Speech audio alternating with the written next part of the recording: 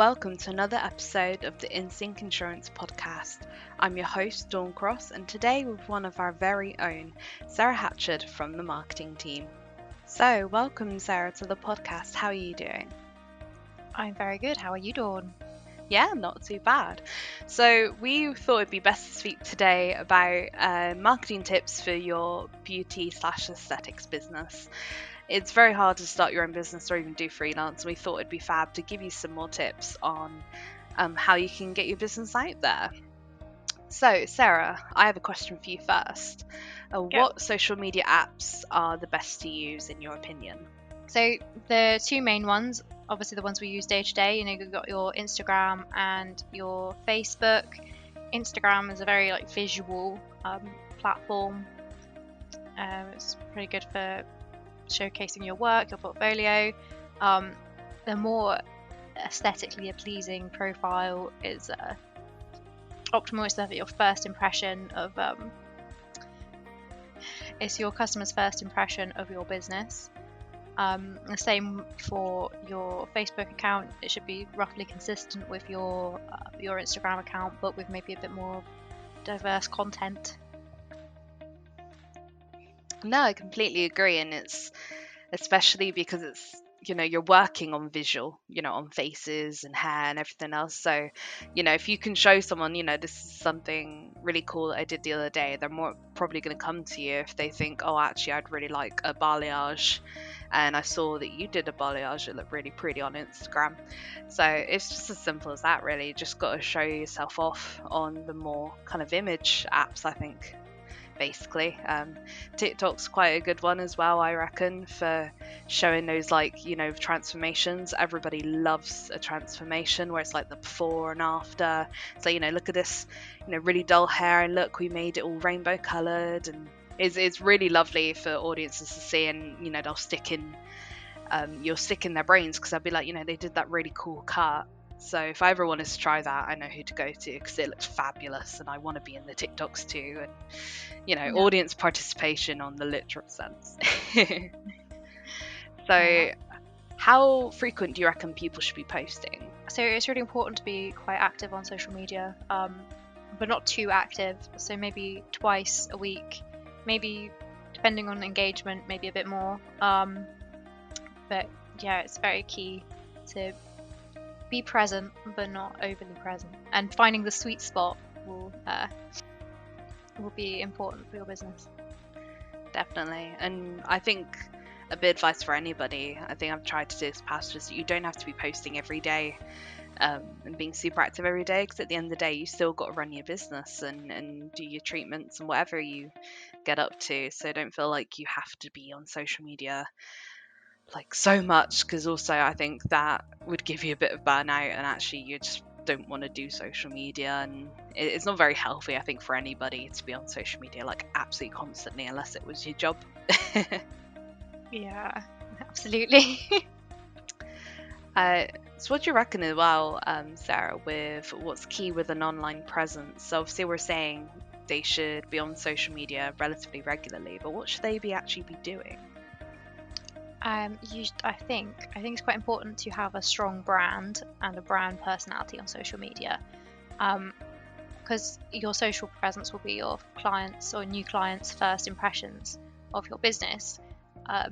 With hair and beauty, because it's about aesthetics and identity, you can put out the kind of person that you want to come to your business, the kind of looks that you can give, because of course, if you're more of an alternative kind of salon, you can, put that persona out there.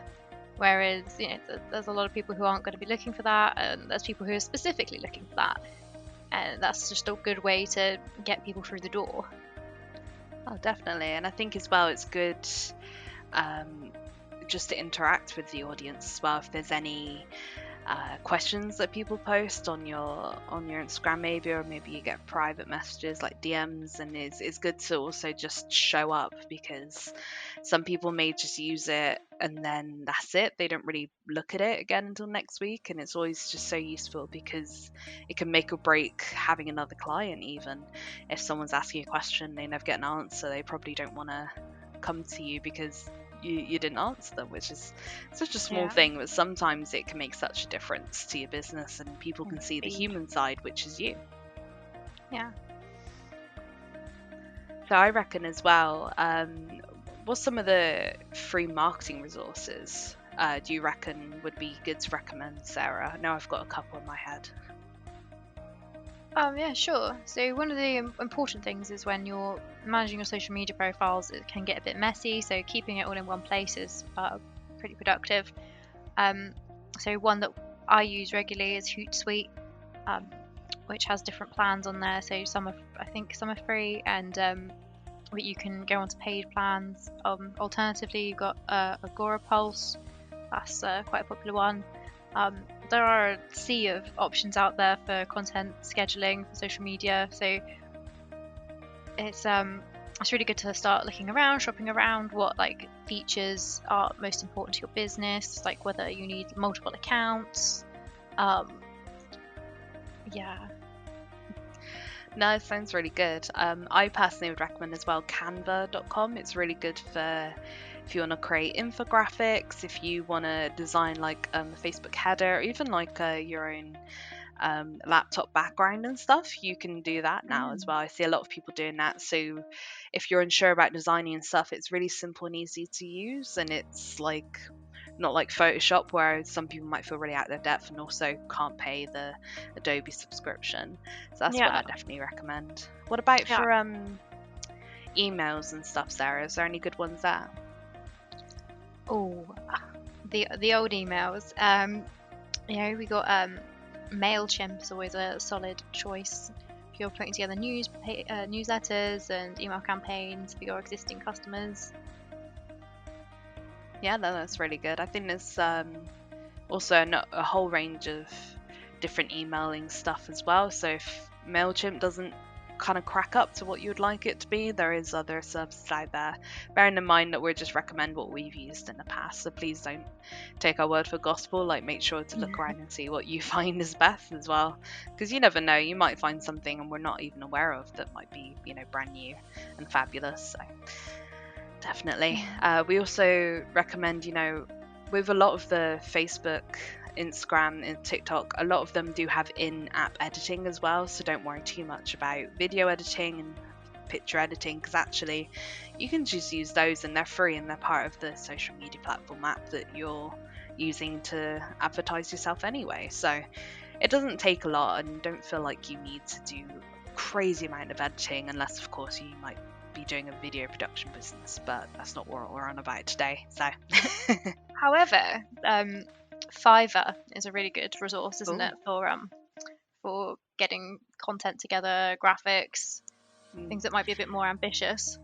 Yeah, and to basically just like find someone who might be able to do those for you at a reasonable price if you're feeling a bit out of your depth as well. There's literally anyone and everyone on Fiverr. You can find anyone that you need for the kind of service you need.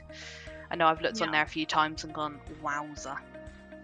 Yeah, I've used voice artists on there and designers, and yeah, it's really surprising how fast you can just get something done. No, It's a really good tool for small businesses, and you don't have to hire a big graphic designer to be able to compete on the grounds of visuals. Definitely. And sometimes even doing the most basic tips and tricks with photographs or anything else can still put you ahead of the game with everybody else. You don't have to spend loads of money to feel like you look polished and business ready and everything else. And at the end of the day, you can learn a lot of these skills as well on YouTube, and that's for free majority of the time, unless they have a paywall. So definitely utilize the resources that you can find on the internet to help you in your business. I think that wraps up about everything in our little tips and tricks episode. Do you have any last minute advice? Just mostly utilize social media. It's one of your greatest assets in your marketing arsenal.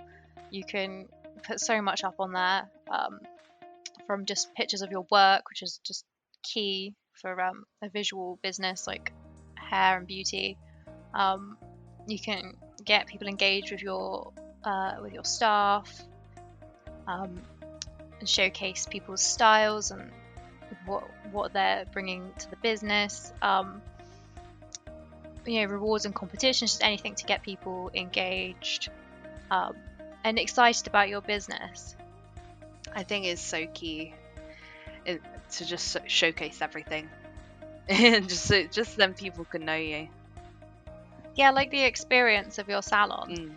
Like, for example, just showing what it's like to be in your salon. I think it's really it's such a experience-based industry that when you go to a new salon, you might think about what are the chairs like? Is it going to be nice? Because it's about treating yourself as well. Yeah, pampering. So exactly. If you show off your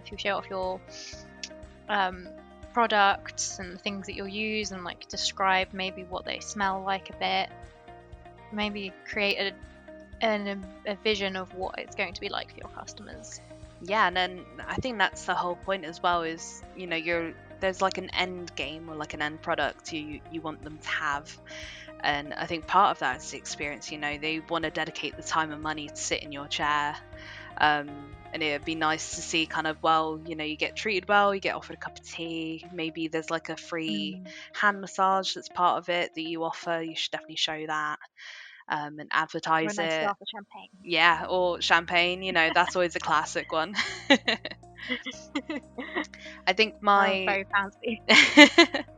I think my last piece of advice as well for this episode is try to make sure to stay organized. Don't feel like you've got to be posting loads, you feel all over the place. Having Hootsuite or something else to help kind of organize that, and just make sure to set aside a certain amount of time per week for marketing social media, whether it be more of the generic stuff like leaflets, that kind of thing, but also social media is so important nowadays, to make sure that you're not burning yourself out at the end of the day.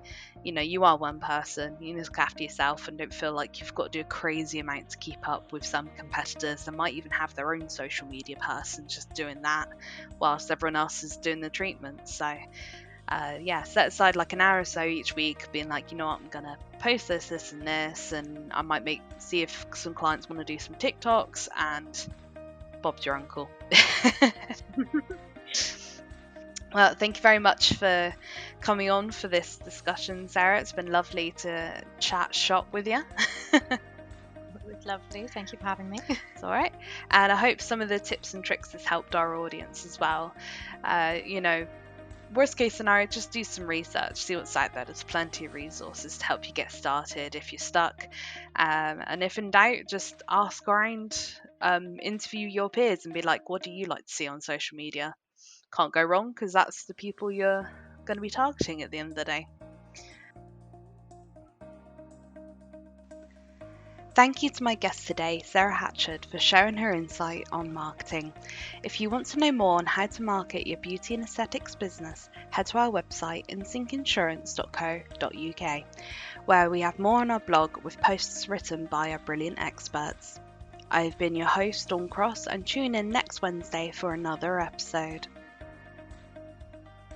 Insync is one of the UK's fastest growing insurance providers, offering comprehensive cover for SMEs and the self-employed across the UK.